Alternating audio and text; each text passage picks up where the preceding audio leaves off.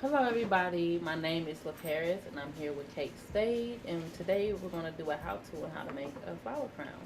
So my ingredients are butterfly ranunculus, some pretty mimosa, wax flower, veronica, and peppergrass. You're going to take an 18 gauge wire. You want to measure it from ear to ear, and then at the two ends you're going to make a loop.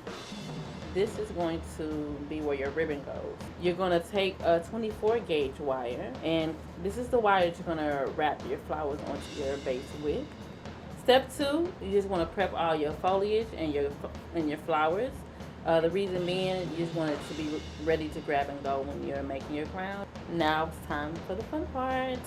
And you want to take your 24 gauge wire, wrap it around the flower or the stem of the leaf.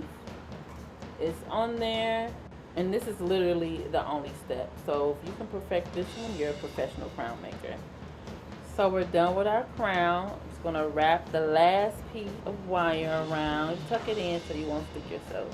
And you're gonna put the ribbon through the hole and just bring enough on the other side to where you can make a knot. Cut that little piece off.